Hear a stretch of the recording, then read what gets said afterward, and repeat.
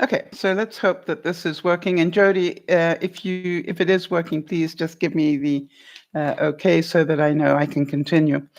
Sometimes these things happen in life, and I will work hard at forgiving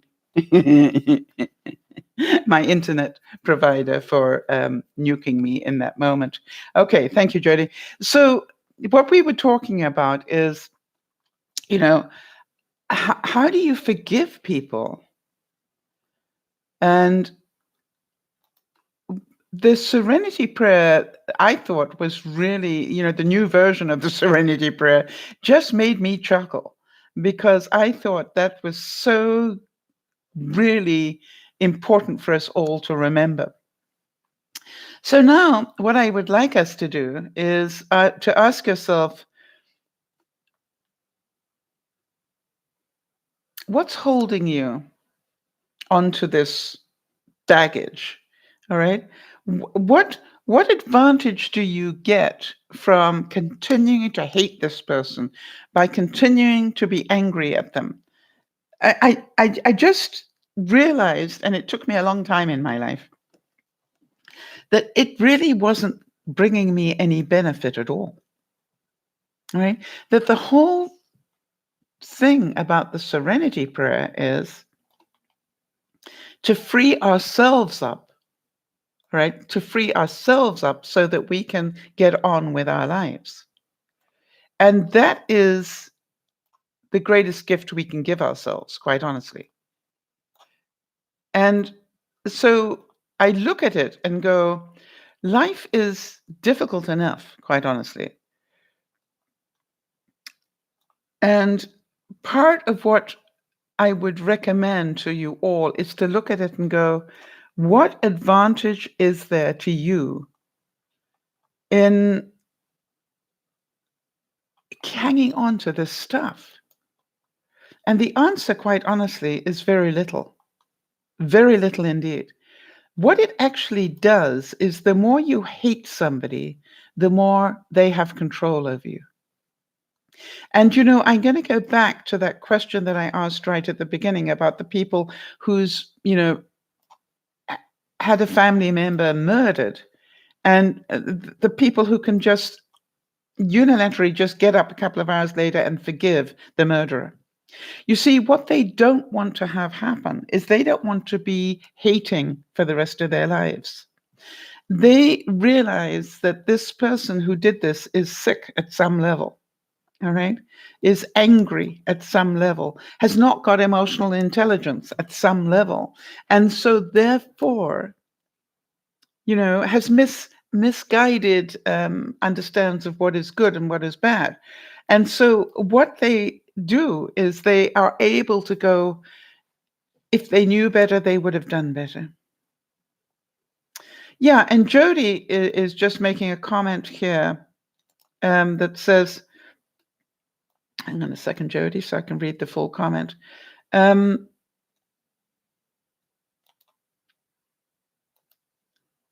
That she said, I agree that there's zero benefit to holding on to the anger. And sometimes I think I get stuck in the process of letting go, even though I'm aware that I don't want to hold on to it. It can be frustrating. Yeah, but not being perfect is very frustrating, Jody. I agree with you. And I think that's the point that we all need to understand. And I've said it a couple of times, and I'm going to say it a few more times again, which is not being perfect means you are a work in progress. And if you're a work on progress and are working on it, then what more can you do? All right. We're all at different stages in our lives in terms of our emotional intelligence. And if we're at different stages of our lives in terms of that growth, then understand that we're all a work in progress. And as in all the things that we've been talking about this year, all I ask for you is don't give up on yourselves. You might not be perfect at forgiveness, but are you working on it? And so, Jody, one of the things that I loved about your story, all right, is that you have a process, right? You have a process because the first thing you did when you came back was to vent, right? And you understand that event doesn't mean that you carry on for 2 hours. Event is, let me spew out my anger and my frustration. Not that I want anybody to fix it, but let me spew it out so that I can get it out of my brain. And you did a great job of doing that. And then what I was amazed that you did was you then decided to find something really good in that morning's experience. And then made a call to congratulate the cab company for coming on time and doing the right things that made your life so much easier. Now, that was smart because now you took your brain and you took it out of anger and frustration and you turned it around into gratitude and love. Now, I am certain if you're human, Jody, that there were a couple of times during the day that you thought, I cannot believe what they did. But then hopefully you immediately said, yes, but luckily I've got the transport sorted out now. So here is the thing. If you have learned to do that 180 change, if you have learned that you get control of how angry you are, hi, Marie, if you get control of how angry you are, then that means they do not have control over you. And then, when Jody and I were talking about it, I said, there's part of me, Jody, that has to ask, what happened to the hygienist? Because I'm pretty sure she did not intend to do that to Jody. I don't think she got up in the morning and went, I think I'll stick it to Jody today. Well, she's fair game. I think I'll stick it to her today. Let me see how I can work this one out. I don't think it happened. And so one of the things that I asked Jody, because that is now how my mind thinks, is, you might want to find out what happened to her and is she okay? Because for all we know,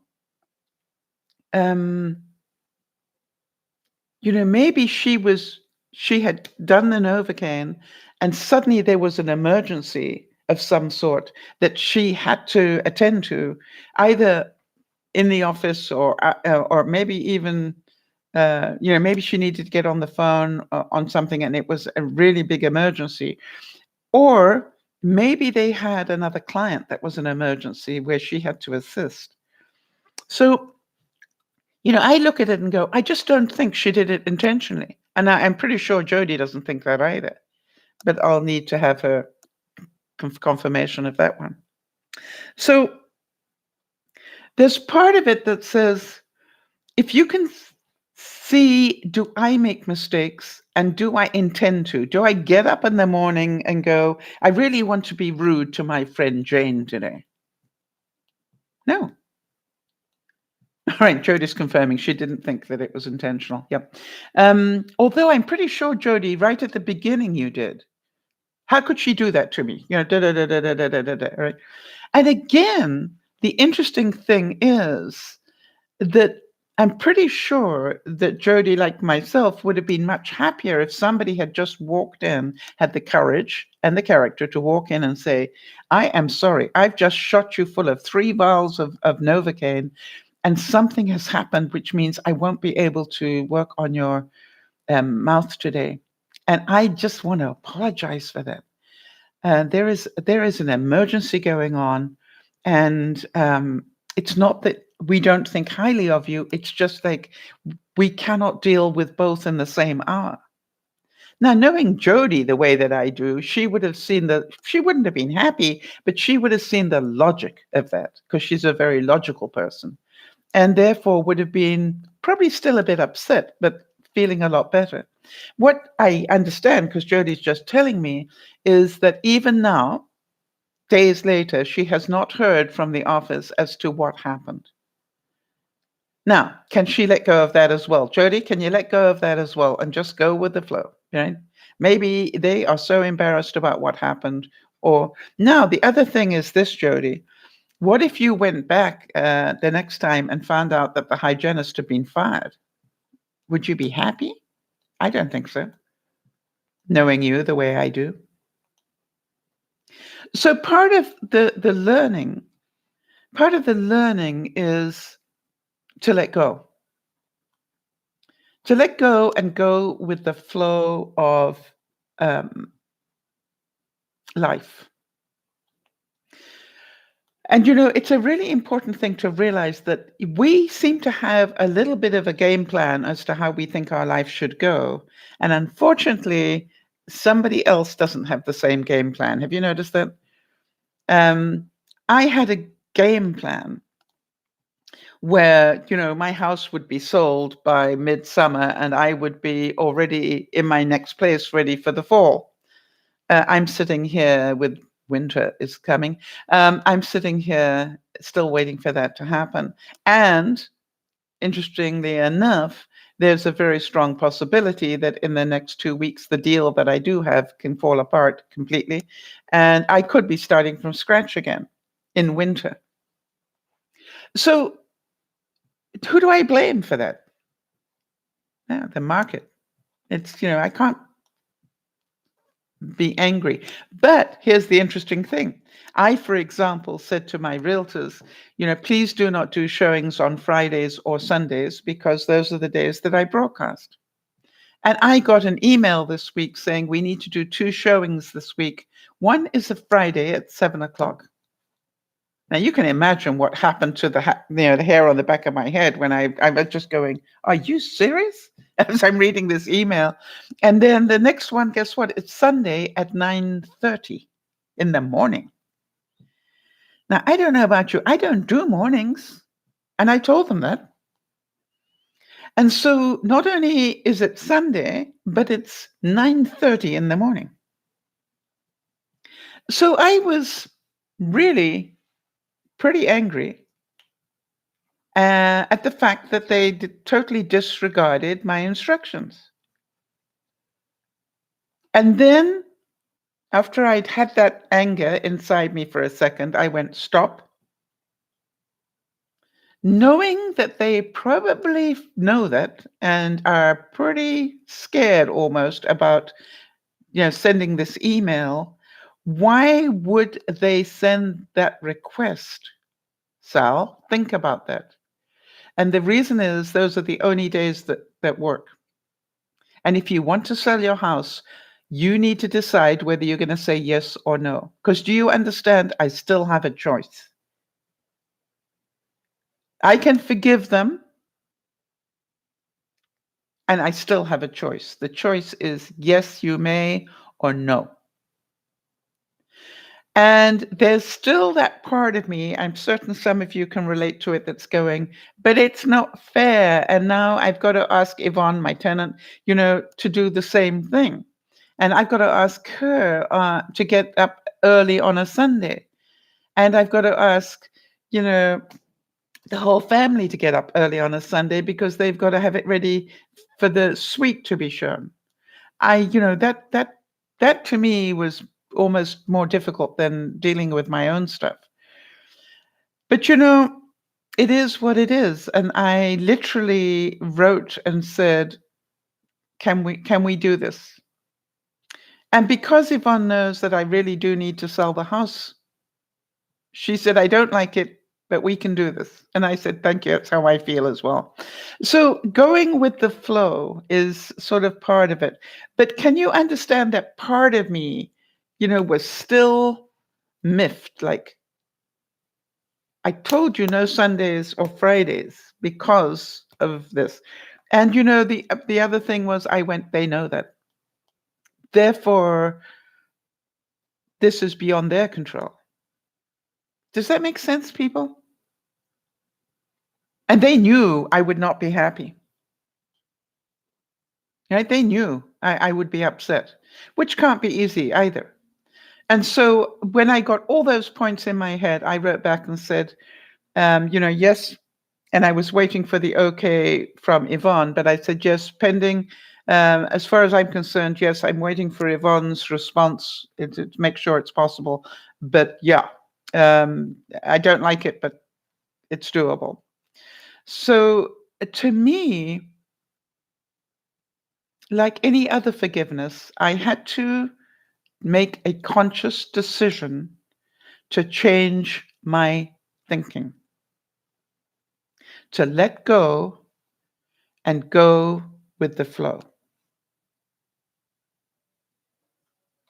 Now, can any of you see that in that example, as in all forgiveness, I needed to look for a positive and be grateful? All right. When I think about that lady whose whole family had been wiped out, when I talked to her, when I listened to her, she said, I kept remembering I was lucky to be alive and that I had to believe at some deep level that there was a reason why I was saved. Interesting. And she said, and when I thought about that, why was I spared? Then I had to believe it was because I had a greater purpose. There was more for me to do. And I have spent my life identifying that greater purpose and learning forgiveness. I was pretty impressed. You know, I almost wanted to bow at her feet. I don't know about the rest of you. So when we look for the positive, Jody, when she had the problem with the hygienist, dental hygienist, you know, after she'd finished the quick rant, which she had every right to do, she had a quick rant. It's not fair, and you know, after I went to all this, and I'm shot full of Novocaine, and da da da da, she then said, "But this is what I did." And you go, "Great, that is great that you were able to do that." You see, and to be able to look for the positive in the day, and the only positive she could find, other than the fact that she woke up and could actually, you know, get dressed, was the fact that the cab company had done a good job. And so she decided to do I love to do that too, Jody. I love to make calls and congratulate people on things. It really, you know, they are so amazing. The response is always so amazing. So basically, if you want to practice forgiveness, the number one thing that I would ask you to think about.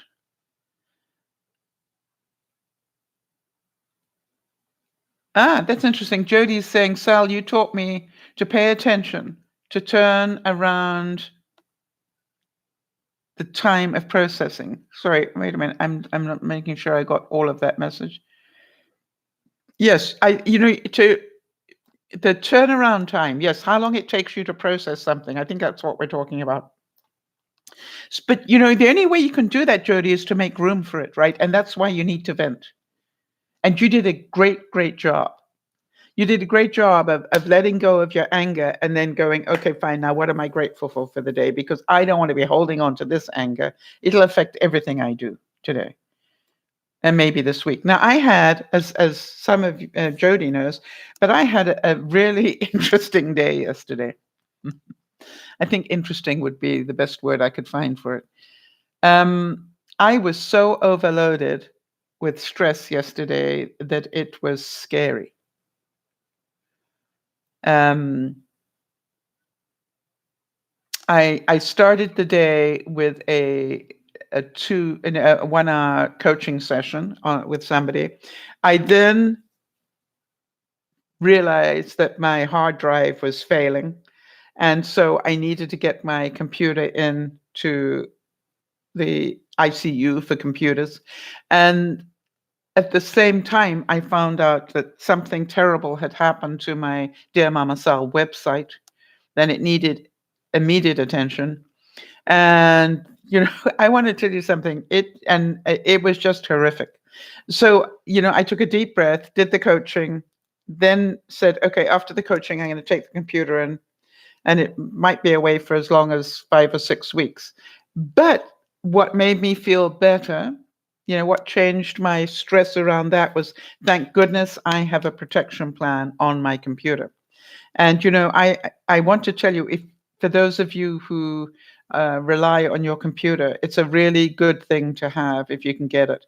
My protection plan says I can take my computer in, and as long as it's a hardware problem, which it was, they will send it and go and have it fixed. Now, even to the extent that if it has failed a few times, which mine has, that they will possibly replace the whole unit rather than keep trying to fix it.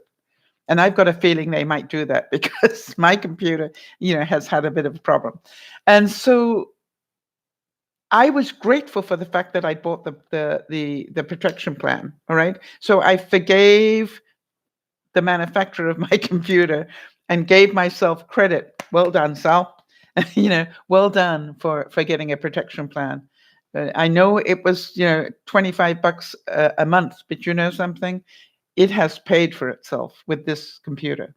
It has paid for itself because the things that have gone wrong with that computer would have cost me way more than that $25 a month. So if you like, I see it as an insurance policy. So the interesting thing to me was I then came back, and now I've got the coaching sorted out. I've got the computer being sorted out, and now it's time for me to work on the incredible problem that happened on my website. And what I basically found out was to fix it would cost me $300 that I didn't have. I was on the phone with GoDaddy, and they said, "Oh no, we can fix that, but it would cost $300." And I don't mind telling you, I cried. I cried because I didn't have the $300 that they wanted, and I needed to get my website fixed. And the interesting thing, processing wise, what went through my mind was, is the website worth spending $300 on? Or could you let it go? That's what I asked myself. Did I have the ability to let it go if necessary? And I said yes. But then the interesting thing was that GoDaddy said, look, we're going to do a base scan. You got a base security package on that website. And for some reason, it had never been set up, and it should have been. And I don't think that was something that I was meant to do. I think they were meant to do it, and they never had. Anyway, the interesting thing was that within about 2 hours, it was fixed. Touch wood. So now the coaching's done, the computer's in ICU, now the website's working again. So do you understand that there are lots of things about, how many of you understand? I was pretty angry with GoDaddy because, and by the way, WordPress, which is the process that I use to put the web page together, because both of those people are meant to stop what happened happening. All right. They're meant to have all the security systems themselves that would stop that. And neither of them caught it. And I've also, got a program that's meant to catch it. So, it was just like I had lots of blame to go around. But here's the thing, the blame was not helping me. Funny enough, with all due respect, I think at some level the tears helped me because I was that sad and I was that frustrated. And I think the person at the other end of the phone understood it when I said, hey, I know that doesn't sound like a lot of money, but when you're retired, believe me, or when you're on a fixed income or whatever, you guys know this, $300 is a lot of money that I don't have. And so I am really sad. And, this is something I didn't create. And now to fix it is going to cost me $300 I don't have. So, but the point is that wasn't going to fix the problem, right? What was going to fix the problem is close down the website or spend the money. Those are my choices. Makes sense. Go with the flow, Don't keep getting angry about what's happened. What's happened has happened. Now, what are you going to do? That is the question. And I needed to forgive everybody, including myself, to move on. And luckily, I had done the right things. And luckily, somebody pressed a magic button and it all worked again. Phew. And so, when I look at it, what I want you to understand is that we all have reasons to forgive every single day. Yes. Now, Marie is saying, hang on a second, Marie. Let me just make sure I can see all of this. Marie says, I've been in a position of crying over money before. It was a choice between going to the ER or sitting at home in pain. Sometimes you just have to spend the money. Yeah. And that was, you see, you've got choices, you just don't want to make them. And that's, I had to forgive myself for that. But I realized I did have a choice. And one of my choices was to shut down my website. Right? Now, I'm pretty sure that people like GoDaddy and so forth were not keen for me to do that. And maybe they heard that I probably would do that. So we all understand that it's not fair. All right. And that some things happen in life that just are meant to mess. I mean, I don't know about the rest of you, but I cannot understand the mentality of somebody who gets their jollies out of messing with people's lives like this. And as we all know, it had to happen on a day where I was already overloaded with stuff, right?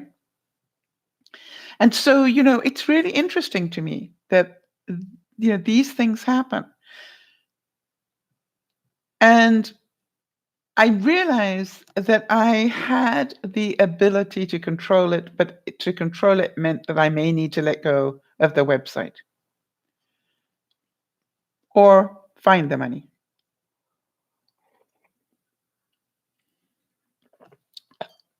So I go back and I ask you, how many things in your life are you saying, I don't have any choice, when actually you do?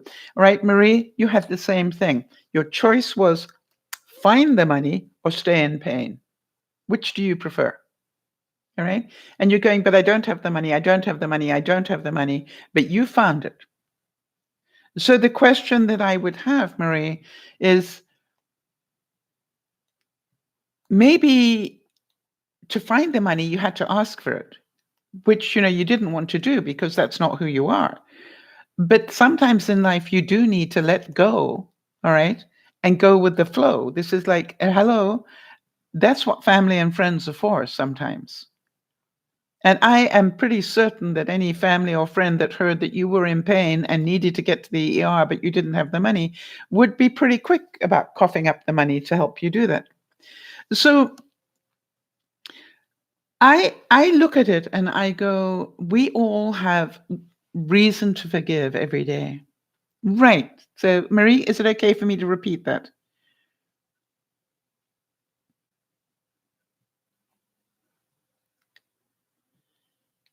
Ah, that's interesting. I'm pretty sure I can repeat that, but I just want to double check. Thank you, Marie. Okay, so Marie said she called her daddy, and her daddy said, just go to the ER. He told me that I could set up a payment plan and I could pay at my own pace. Did you know that before? Marie, that is my question. I'm pretty sure the answer was no. And so, but in order to get that information, isn't it interesting? In order to get that information, you had to overcome your pride and ask for help from your daddy. And your daddy had an even better solution. Now, I don't mind telling you, Marie, that when I was in that pay up $300 or else have this problem continue, I actually phoned for plan B, C, and D from a friend of mine. I actually said, I'm really frustrated and angry because this has happened and now I'm being blackmailed, because that's how I saw it. We can fix it, but it'll cost you $300 to do it. And I'm really angry. I need to know, who do we know that knows how to fix this? And without even a blink of an eye, the person I asked for help from sent me the money. And I was a little bit angry, because it wasn't the money I wanted. I wanted to know how to fix it without spending the $300. But, I realized afterwards that the friend of mine, wanted to help me. And the quickest way to help me was to give me the money so I could do what needed to be done. And so after I'd finished having a snit about, no, that's not what I wanted to find the solution, how to do it manually. The funny thing was, I just went, isn't that kind? And then as soon as I did that, as soon as I said, isn't that kind? And thank you very much indeed. And then I checked, and guess what? The problem was fixed. Now I'm in a catch-22. Somebody has just donated money to me, and the reason I needed the money isn't needed anymore. So then I wrote back and said, I'm just about to return the money to you because it looks like the problem is fixed. And guess what they said? No need. So, so you just go, yeah, there's a need, but I'll find a way of getting it back some other way. All right, so Marie was saying, yes, she did know about the payment plan, but I was worried I'd have to pay big chunks at a time. Well, if you don't have big chunks, you can't pay it, can you? You see, that's the whole trick. I've had some things in my life, Marie, where I had to pay back an incredibly small amount to get it paid off. But, as long as you're paying more than the interest, you're winning in some ways. And so I think a mistake a lot of people make is that, they think that these places don't want you to pay the amount off, when actually they do. And so anyway, well done. And thank you, Daddy. I hope you thanked your daddy. And did you check it out before you actually took the, what do you call it, the care that they gave you? Hi, Kimmy. So, to me, this whole thing, did you forgive yourself for not knowing? There's so many parts to this where we have to ask, have we forgiven ourselves? So I'm going to just take a second to reread that new serenity prayer. All right. And so all of you think about this. God, grant me the serenity to accept the people I cannot change, which is pretty much everybody, because I am clearly not you, God. At least not the last time I checked. And while you're at it, God, please give me the courage to change what I need to change about myself, which is frankly a lot, since once again, I'm not you, which means I'm not perfect. It's better for me to focus on changing myself than to worry about changing other people, who, as you no doubt remember me saying, I cannot change anyway. And finally, give me the wisdom to just shut up whenever I think I am clearly smarter than everybody else in the room, and that no one knows what they're talking about except me, and that I alone have all the answers. Basically, God, grant me the wisdom to remember that I am not you. Amen. Now, to me, that is the answer to it all. I just remember, people do not get up in the morning and say, I'm going to stick it to so-and-so. Therefore, it is a mistake. If the lady whose whole family was wiped out in Rwanda in ethnic cleansing can find the ability to forgive the people who did that, then surely we can work at doing a little bit better ourselves. And the answer to the people whose family got murdered, that 2 hours later can be in front of a television camera and say, I forgive you, means that they had a great understanding of people do not go around murdering people unless they're pretty sick. Think about that. I had reason in my lifetime to do quite a bit of work in the prison system, as to try and help motivate prisoners. And one of the things that I literally, as I went into the prison building, I said a prayer every time, because you have to go through a lot of locked doors to get into to talk to people. And as the first door locked behind me, I want to tell you, that's a horrible feeling when you walk through the door and you hear it shut and go, and you can't get out of there in a hurry. All right, you're now in the system. And I just kept saying to myself, please remind me that nobody in their right mind ends up here. And then apparently the work that I did was at a level that they actually phoned me and asked me if I would work in high security. That's isolation. Do you all know what I'm talking about? The people that are so dangerous that they put them in isolation. They don't have them in the general population. They have them isolated. They're either so dangerous or they are at risk of being killed by the general population. And when they made that phone call to me, I went, what? No, we wondered whether you would consider taking your talent and helping the people in there. I want to tell you, I don't know how many of you want to sit in front of a mass murderer and try and help them.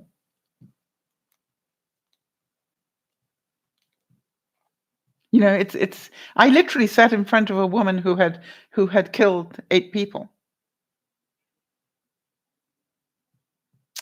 and the greatest, the greatest gift I had, the greatest strength I had was to literally, before I went into high security, when I pressed that button for them to release the door in high security for me, I just literally said, remind me again that nobody in their right mind kills people. Nobody in their right mind, does the things these people do. And I can remember sitting in front of this woman who had killed so many people. And and by the way, she was so scary to look at, it wasn't even funny. She had tattoos all over her body. And I remember sitting, you guys know me pretty well. I remember sitting opposite her, and I said to her, as you can probably imagine I would, I don't know how to say this, but I'm really glad that I'm meeting you in this environment with all the guards sitting behind me. They're in like a caged area, with behind glass and everything, but they're watching what's going on. I said, there's part of me that's really pleased that they're there, because I would not want to meet you down a dark street at night on my own. And it was a tremendous risk to say that, but the mass murderer looked at me and laughed and said, you're a smart cookie. And she also said, with balls. And I said, okay, as long as we're clear on that. And then I actually worked on the one thing that I thought would help us both. I was a smoker at the time, and I saw that she was really good at rolling her own cigarettes. And I said, I wondered if you could teach me how to do that. And she said, what? I said, I wondered if you could teach me. She said, "You're not going to try and, be a do-gooder or whatever." I said, "Oh, no. No, no. Really, I just want you to teach me how to roll those cigarettes." And she did. And she did a really good job of teaching me. Now, the funny thing was, the next time I went back, she not only agreed to see me again, but she said, "Hey, Sal, I got something else to teach you." I said, "Okay, what's that?" She taught me how to make a dream catcher. And I wasn't very good at it, but she was really good at teaching. And I still have it. It's packed away now, but I still have it. And when you work with prisoners at any level, then you're not allowed to ask them what they're in for. But I can assure you that during the time that I worked with this lady, the scary one, she became less and less scary to me because bit by bit, I heard bits of the story. Bit by bit, I found out that every single person that she had offed had in some way abused her or a friend of hers. And in fact, that was my experience from working in the prison system, was that almost every woman with whom I worked with during that time, uh, uh, what amazed me was about 85% had been abused at some level. And so I learned a great deal of forgiveness of those that were in the system. And I then decided the best gift that I could bring to them was to talk to them about things like abuse and forgiveness, and why holding that grudge was not going to help them in the future. And so I look at it and I go, every one of you has reason to forgive people, and it's not easy. But if you want to increase your emotional intelligence, work harder at it. That would be my advice to you. Because holding on to that anger is not helping you one tiny iota.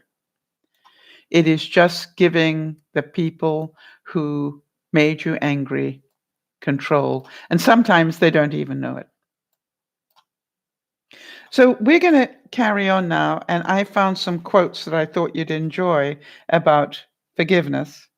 And if any of you have any other parts to this that you'd like me to talk about, just drop them on the notes here, people. And for those of you watching on the replay, just leave them in the comments below. So I think that forgiveness is a two-part thing. One is that we actually do forgive. And secondly, that we let go. And that in itself will make it possible for us to move on. And that is where the emotional health comes from, is the ability to let go and move on.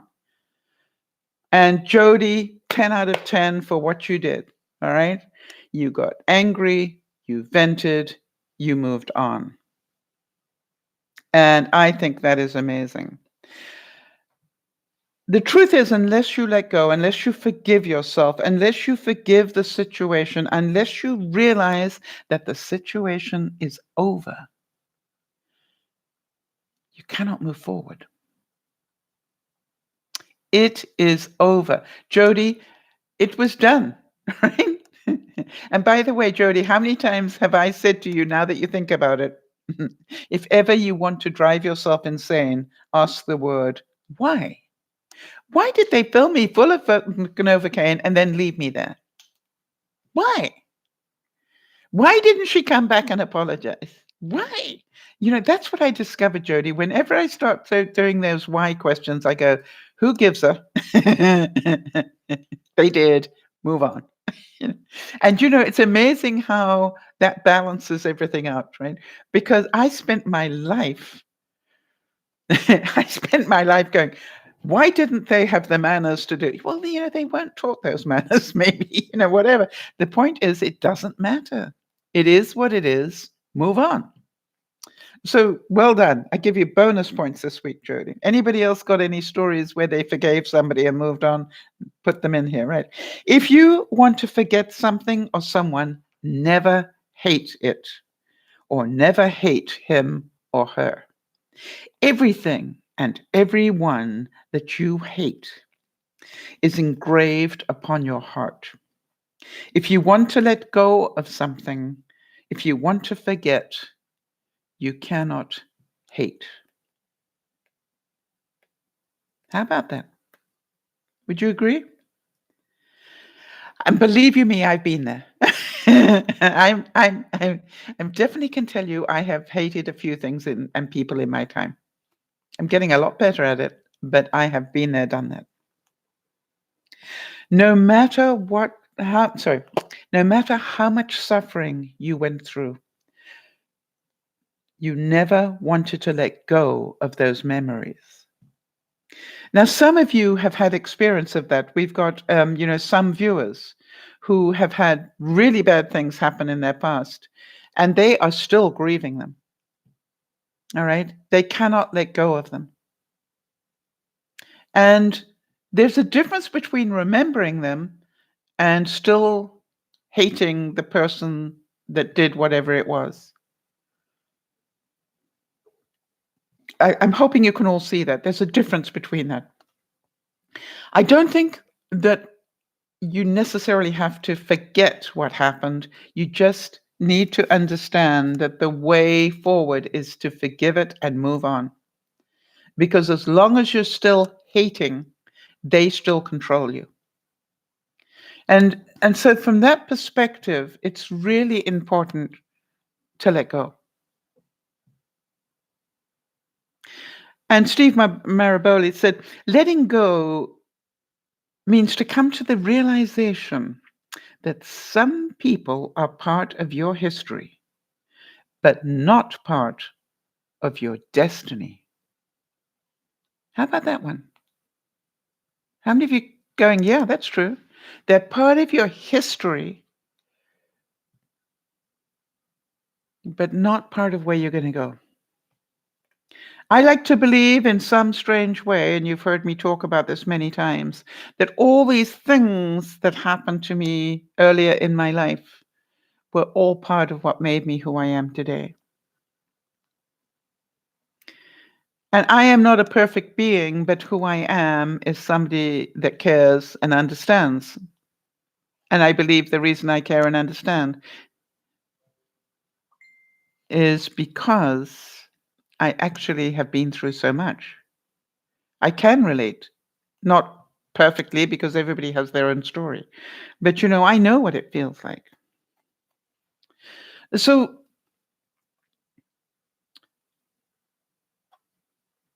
letting go, Deborah Rebbe said this, that letting go doesn't mean that you don't care about someone anymore. It's just realizing that the only person you really have control over is yourself. Kerry, I want to give you, a thumbs up on this one because I think you did a really great job recently of realizing the person that you needed to control was yourself. Blaming everybody else wasn't doing it. You had a choice, and you got to make that choice. And I actually was quite amazed at what you did. Well done. And Kimmy, you have had history of being, really hating a lot of people because of the way they treated you.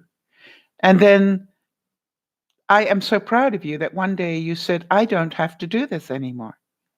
I don't have to, babysit a bunch of children that don't have any respect for their elders and that, use words and actions on me that should not happen. And what you did was you realized one day the only person that can stop that is you. And yes, I'm sure that you were called all sorts of names because they wanted the babysitting service. Well, hello. Teach your children some manners and I'll gladly do it. But as long as they treat me the way that they're treating me, the answer is absolutely not. Find somebody else. I'm not that person anymore. I want to tell you that was great forgiveness in a way of yourself. Because I think that all too often, that we forget that the person we have to forgive is ourselves for setting a boundary. How many of you have been down that route? I think about what Kimmy did and I go, wow, and then you get all the manipulation. Well, you're the grandmother and you need to, sorry. That's not a good enough reason. So you look at it and you go, this is what it's about, right? It's about forgiving yourself for not having made that decision 5 years ago. Move on. You weren't ready 5 years ago. You weren't strong enough, Kimmy, 5 years ago, emotionally strong enough to be able to say enough is enough. That doesn't happen anymore.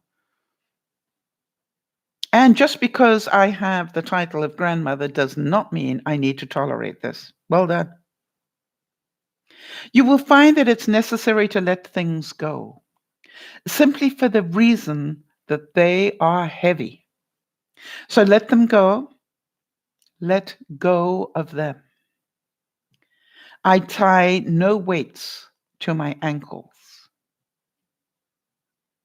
Some of you may have friends that suck you dry, both emotionally, financially, every way that you can think of. They suck you dry.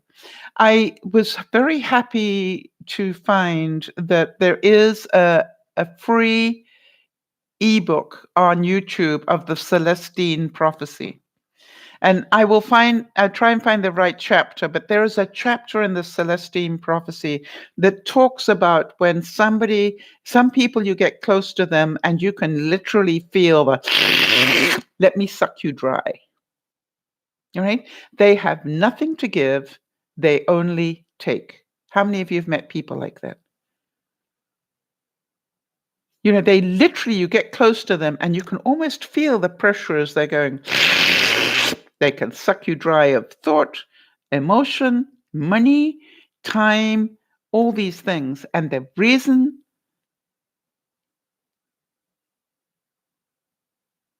that they do it is because you stay there and you let them do it. And so for some of us, we need to forgive ourselves for not having seen that earlier. And for some of us, part of our emotional intelligence is to go, I choose whether to be around this person. And if I choose to be close to them, then I deserve to be sucked dry. Roy T. Bennett, who we quote a lot here, said, accept yourself, love yourself, and keep moving forward. If you want to fly, you have to give up what weighs you down.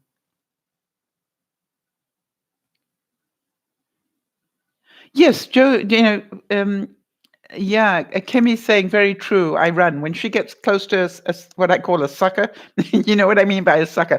Yeah, when she gets close to a sucker, she runs. Yeah, I've always said to people, don't walk away from toxic people. Run.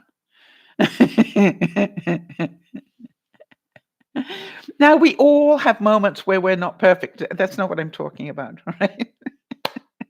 But, if every single time you meet them, I have a friend of mine who said, they're going to have to, get away from the relationship they've been in for, quite some years. And the reason is because the person just always sees the negative of everything. And what they said to me was, Sal, I know this sounds terrible, but I can't live the rest of my life like that. I cannot get in any deeper with somebody who refuses to see that there's any goodness in the world and that is a victim to everything. And I said, no, I can understand that. And as difficult as it is, because I know you love that person, I understand why you want to free yourself. Now, will that person do it? I don't know. Because it is difficult.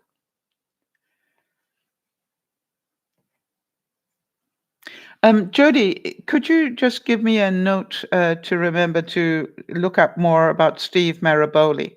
Because I really love his quotes. Here are a couple more from him. If people refuse to look at you in a new light and they can see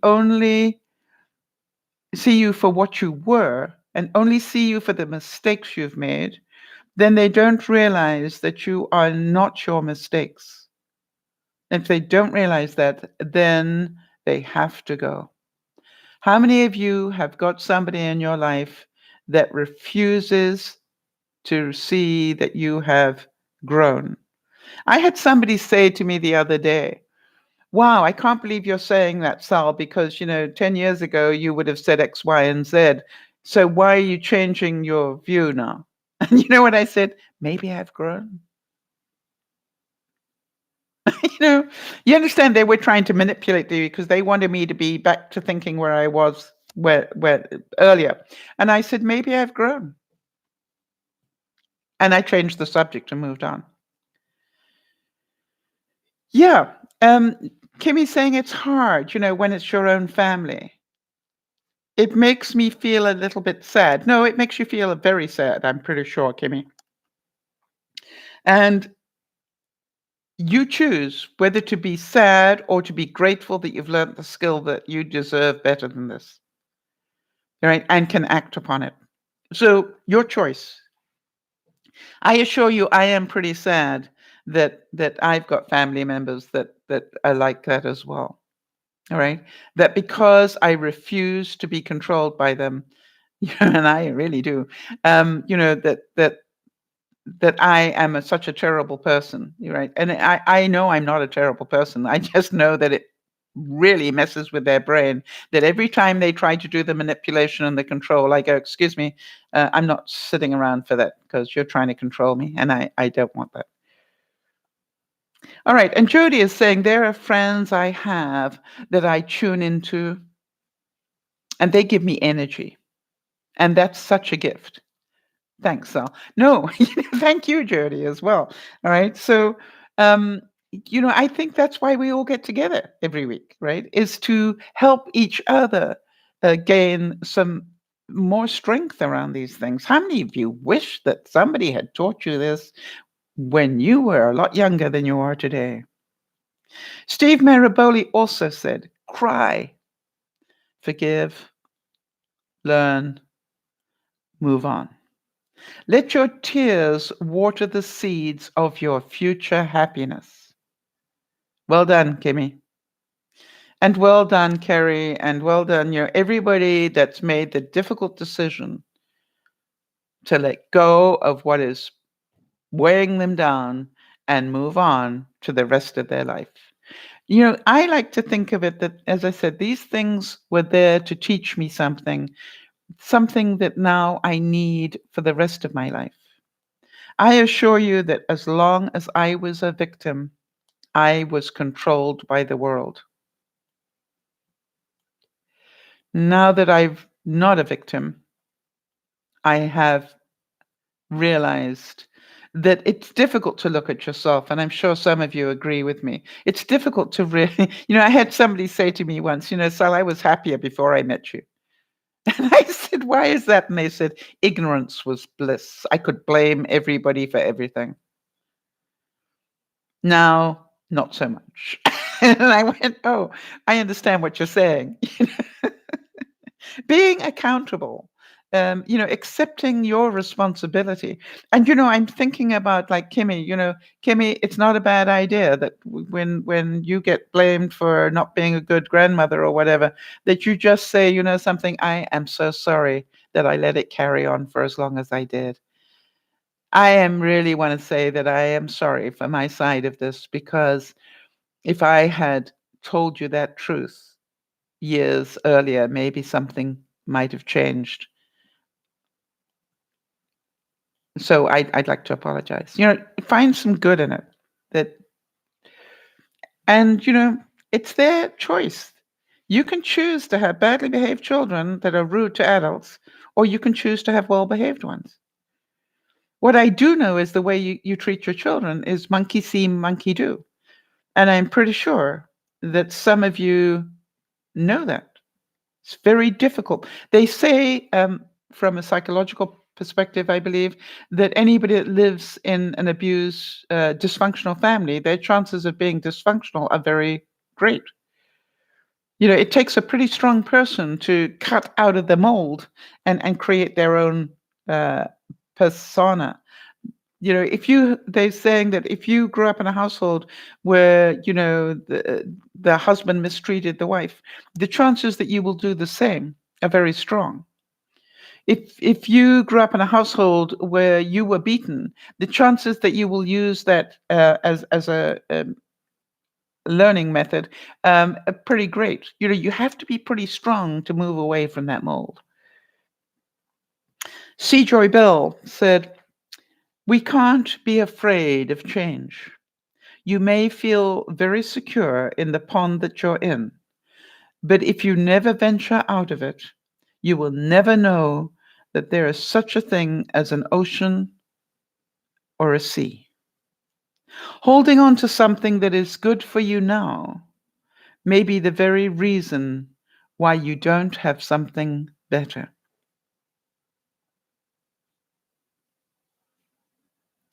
Yeah. And Kerry is saying, she knows that she's also grew up in a dysfunctional family. Yeah. And I want to tell you something, Kerry, that doesn't make you unusual. I think, more people grow up in dysfunction than they realize. But that doesn't mean that you have to be dysfunctional as well. It means that you can continue to grow your emotional intelligence. You can continue to control, your temper. You can continue to control your judgments, your hate, your whatever, and therefore be a beacon of light for somebody else. And I think that is what we're talking about. And again, from Steve Maraboli, incredible change happens in your life when you decide to take control of what you do have power over, instead of craving control over what you don't. All right?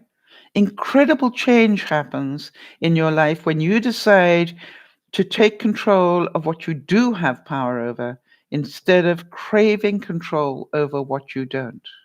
I'm thinking about Jody and the issue about, 3 shots of Novocaine and sitting there like a raving idiot. Now going through all the discomfort of that and everything else, having not had done what the Novocaine was there for. You know, but what Jody did is she took control of that pretty fast. She got rid of the negative feelings, had a good vent, and then went, okay, now this is what I can do. I'll just change the topic in my mind completely and let me work on thanking somebody for something rather than hating somebody for something. And then let me try and work out, what could have happened. I don't have to know the answer why, but let me try and think, has it ever happened to me in some way? And the chances are, if you're not perfect, that it has, that you have done the same to somebody else. And yet, C. Joy Belsey said, there is no such thing as a broken family.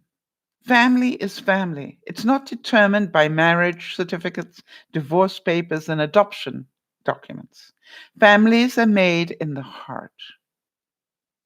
The only time family becomes null is when those ties in the heart are cut. If you cut those ties, those people are not your family.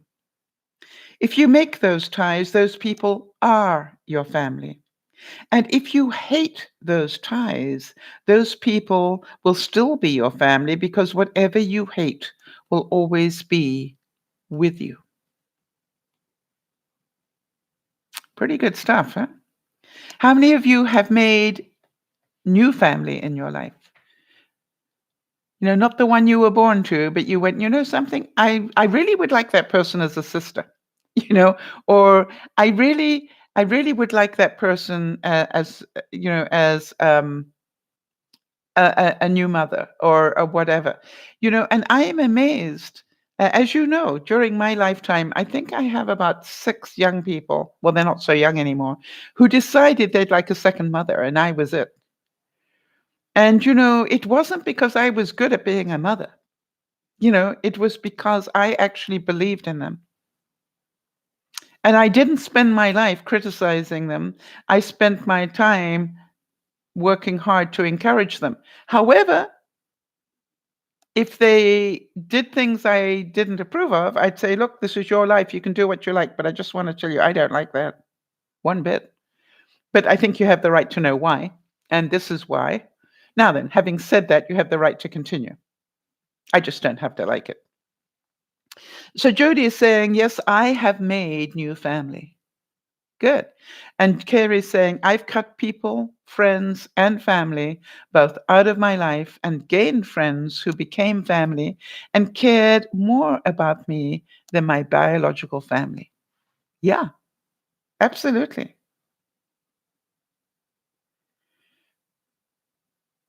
And it's interesting because Roy T. Bennett also said, time does not heal emotional pain. You need to learn how to let it go. How many of you have had experience of that? I think it's a little bit of both, right? I think you need a little bit of time to dull the pain, and then you need the courage to let it go.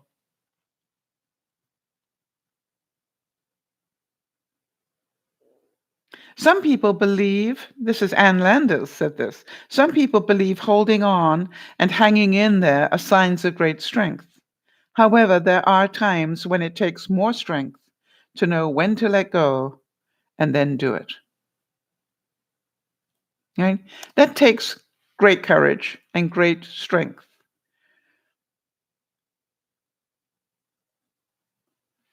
How about this one? A star falls from the sky and into your hands. Then it seeps through your veins and swims inside your blood and becomes every part of you. And then you have to pick it back up and put it back in the sky. And it's the most painful thing you'll ever have to do, and that you've ever done. But what's yours is yours, whether it's up in the sky or here in your hands. And one day it will fall from the sky and hit you on the head real hard. And that time, you won't have to put it back in the sky again.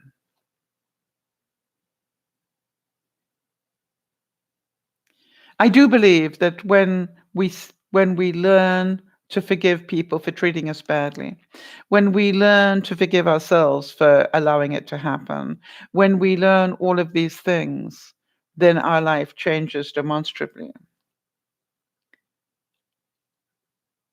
When we realize that we have choice over almost anything, maybe not in the past because we didn't have the courage or the knowledge, but now as an adult, as a, this is why we're working on emotional intelligence. When you start realizing you are an adult now, nobody tells you what to do, nobody tells you what you have to do.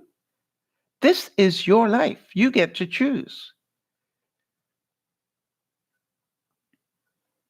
All right. And when you can see that and forgive yourself for not having done it for the last how many years, that's okay. That's, it's part of the learning. You cannot make changes when you didn't know. But once you know,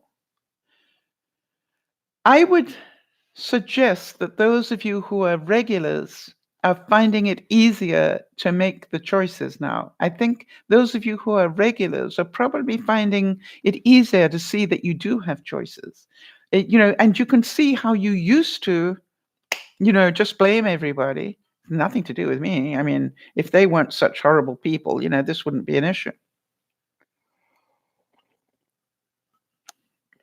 One of the magic moments for me yesterday was, if necessary, cancel the website. And I went, what? I've spent 7 years on that website. I'm going, if necessary, cancel the website. And I went, okay. That's what I heard in my head. And I went, this is possible. Yeah, except for, wait a minute, Kimmy. Wait a minute, Kimmy. Kimmy's saying, you have choice except for government, cops, laws, and bosses. Have you ever realized that we choose to do those things. We choose to obey cops. We are taught that in a society. It's part of being in a society. But do you know people who do not? There are an awful lot of people who go off grid or whatever because they don't want to be part of society, or there are an awful lot of people who don't want to be part of what the government's doing. I can remember in the 60s, and believe you me, I remember the 60s well, which is a good thing if you think about it. And there are an awful lot of people of my age that do not remember the 60s because they were drugged up. But, I remember the 60s really well. And, I can remember this whole group of people called hippies, who decided they were not going to be part of the normal society anymore. And they then decided they also were not going to be part of the norms of the 50s. They were going to be entitled. Women were going to have rights in a whole different way. And I look at it now, and I was talking to somebody yesterday, people, and it's a wonderful story because she was a couple of years older than I. I think she said she was 75. And she looked at me and she said, you are quite something. And I said, well, it takes one to know one. I mean, what can you say? And she said, no, but it's really interesting. I think women have gone backwards. And I said, what? And she said, you're part of the movement of the 60s and 70s. And I said, yes. And she said, we were strong. We were strong. We changed a lot of things in those days. We stood up for our rights. We stood up for what is right. And she said, but I don't think that women are as strong today. I said, that's interesting. That those of us who went, no, you don't get to treat me like that just because I'm a woman. You don't get to do this just because I'm a woman. The point is, I'm a human being before all that. And by the way, if you want, I can remember being told that the reason I did not get paid as much as a man was because I wasn't married. And I looked at my boss at the time and said, well, hang on a second, I'll get right back to you. And he said, what do you mean? I said, I'm going to go and find a husband. If that's what it is. So you're telling me if I get married, then I'll get paid way more. Well, no. And I go, that's what you just said. No, but he's got responsibilities and and he's got children and I said, so basically, I need to adopt some children, and did you know my mom lives with me? And I was going, and there just wasn't any sense to it. And I can remember standing there and going, "Excuse me, as long as I am that person's boss, I am entitled to, earn more than he does." End of story. It's just like, go figure. And I can remember that boss standing up I was talking in a big auditorium one day. There must have been 600 people, in the room, at least in a ballroom. And I was talking about, how we need to have more courage about things. And, and, the audience was laughing, but there was this little hand that went up in the middle of the audience. And I suddenly realized it was my ex-boss. And I said, "Hi, Jerry. And what do you want to say?" And he stood up. He stood up and he said, "By the way, I'm certain a lot of you are listening to this story and not believing a word of it." I can't remember what it was. It was about, and he said, "But I want to tell you, I am that man that told her, I am scared to leave my office because I'm scared that in the time it takes me to go to the washroom, you will have taken my seat and taken over the world." He said, "I am that man." you know, and he said, she was scary. And she did not let anybody get away with anything like that. I can remember having a brand new receptionist come in the days when we had plug-in telephones. Like, gosh, that seems so long ago. Literally where you put in a couple of cords. And she was brand new and therefore was making mistakes. And I happened to be close to her when something happened that caused her to cry. And I looked at her and I said, what's happening? And she said, they're being so nasty. I said, really? We can fix that. And she said, what? I said, we can fix that. So I said, let me show you how you fix that. I took my hand and I ran my hand behind all the cords and I just went. So I disconnected everybody. And then I waited. And the first one came, what the f do you? I said, well, hello, Fred. When you learn to talk to a receptionist with dignity, I will reconnect you. Let me know when you're ready to do that. Bye. Disconnected. Next one, flap, flap, flap, flap. Put the plug in. I go, hi, George. Oh, I thought it was the receptionist. Oh, so you're not going to treat me the way that you would have treated the receptionist? Think about that. Disconnect. And then I just literally went down everybody. And basically, I then put out a memo and said, if I ever hear of this level of disrespect for a brand new person who's trying to learn the job, you will get more of this. Make your choice. The best way to help her learn is to help her, not to insult her. Human nature, people. So, and I can remember one person, as soon as they heard my voice, they went, oh, golly gee, I'm in big trouble now. And I went, wise man, James.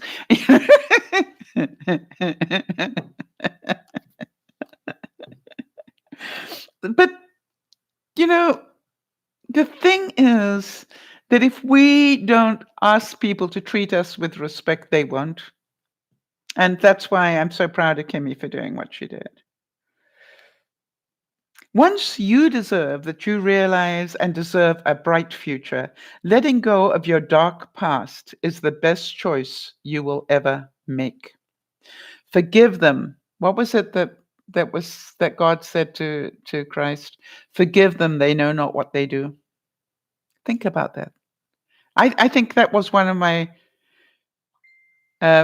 favorite things. Forgive them, for they know not what they do.